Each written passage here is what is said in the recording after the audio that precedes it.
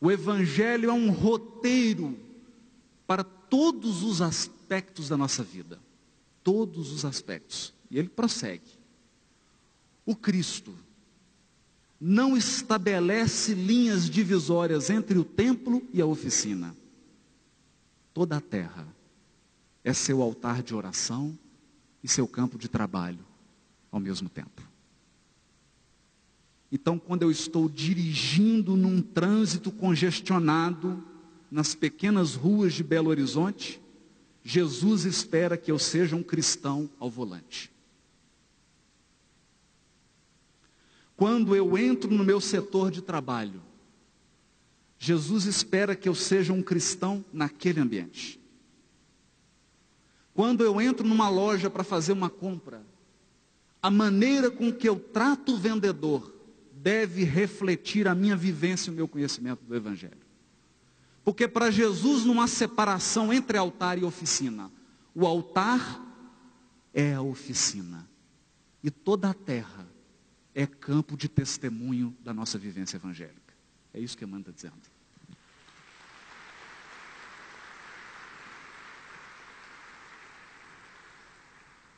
Espera o Cristo. Espera. Porque a doutrina espírita não proíbe nem exige nada, mas espera tudo. A doutrina espírita espera tudo de nós. Tudo.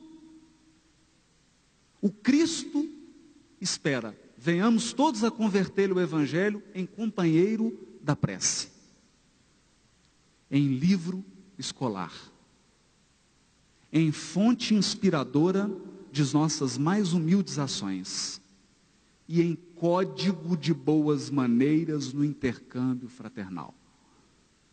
Código de boas maneiras no intercâmbio fraternal. Como dizia Chico em uma das suas cartas, ele diz assim, para o Joaquim Alves, ele fala assim: querido Jô, Emmanuel tem me ensinado que as pessoas, quando se aproximam de mim, procuram ler o Evangelho na minha conduta. Ler o Evangelho na minha conduta.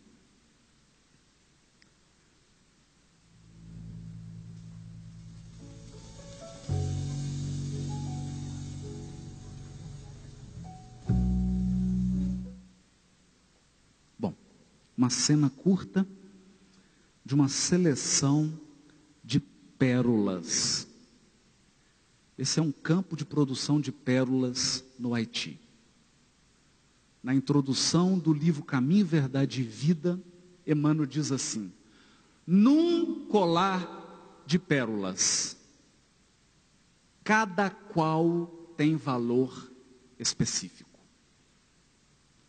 E no imenso conjunto de ensinamentos da Boa Nova, cada conceito do Cristo ou de seus colaboradores diretos adapta-se a determinada situação do espírito.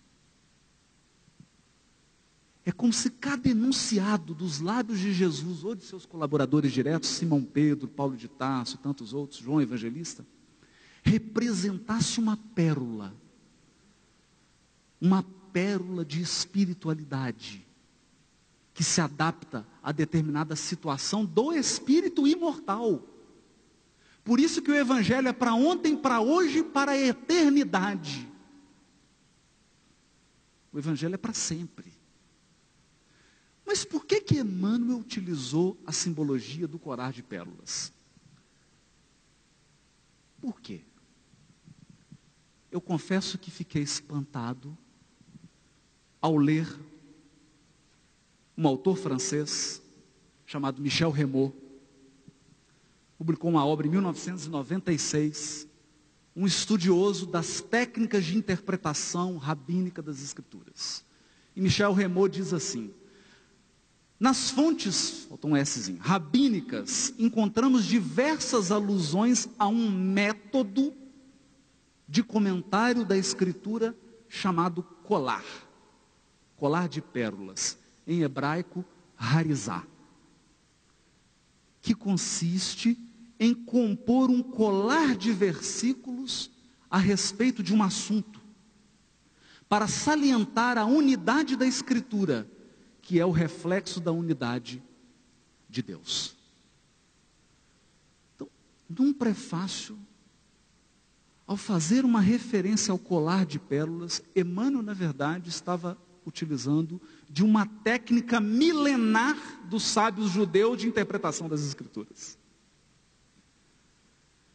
E essa técnica ele aplicou nos livros Caminho, Verdade e Vida, Vinha de Luz, Pão Nosso, Fonte Viva, Ceifa de Luz e outros que comentam o Evangelho. Que consiste o colar?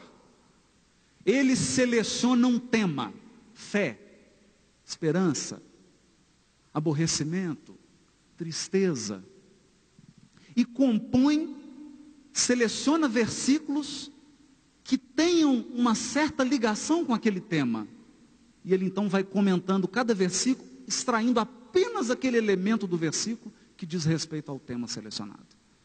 É uma técnica milenar, técnica que as pessoas aprendiam em Jerusalém. Paulo teve que aprender essa técnica para se tornar um doutor da lei, e Emmanuel faz referência a ela no prefácio do Caminho, Verdade e Vida, para mostrar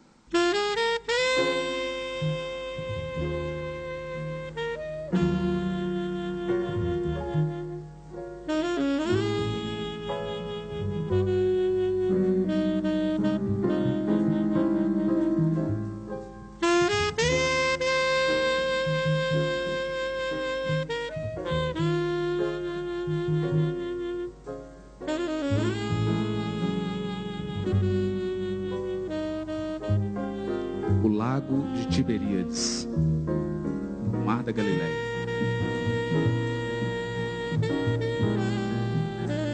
Cafarnaum. Exatamente nesse local ficava os barcos de Simão Pedro, João Evangelista.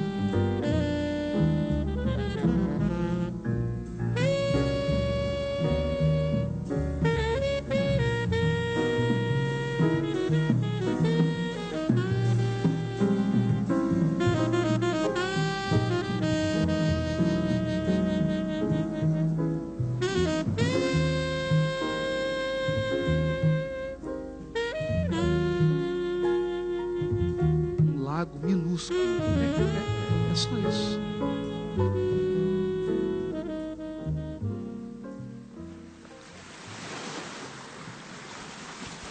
Mas será que o governador espiritual do orbe se deslocou do mundo espiritual para ensinar uma mensagem que ficaria circunscrita a um lago? Emmanuel diz assim, figuradamente,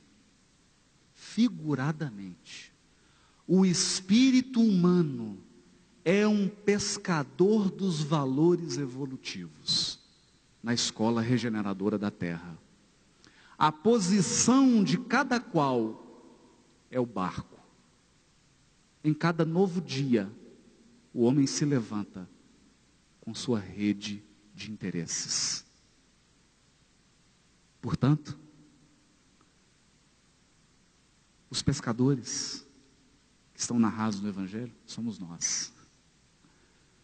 A rede são os nossos interesses. E quando Jesus diz assim, lançai a rede para a banda direita, está indicando para onde devem estar direcionados os nossos interesses. É esse tipo de interpretação do Evangelho que Emmanuel quer frisar.